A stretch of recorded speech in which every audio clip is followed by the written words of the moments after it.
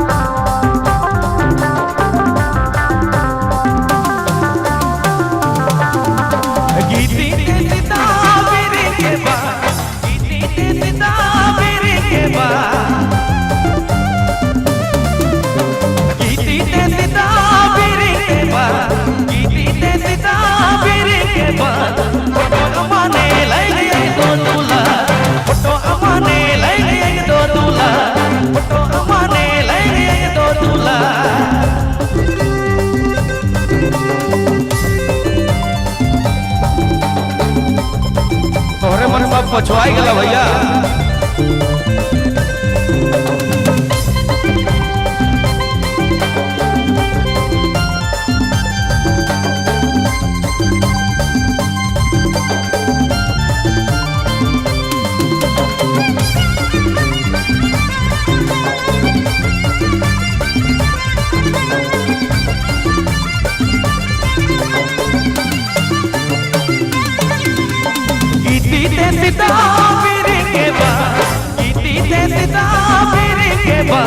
Photo अमाने लगे दो दूल्हा फोटो अमाने लगे दो दूल्हा प्यार में नारे दो आइलो दूल्हा दुल्हन में नारे दो आइलो सेले प्यार में नारे दो आइलो दूल्हा दुल्हन में नारे दो आइलो सेले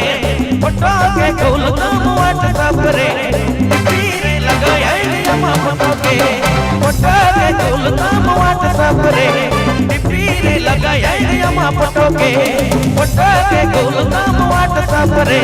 टिपी रे लगाया यमा फोटो के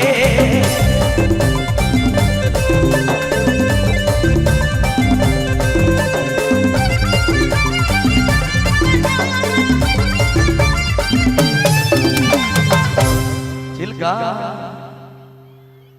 वाह क्या बात, मजा आया दोस्तों। एक बार प्यार से तालियां हो जाए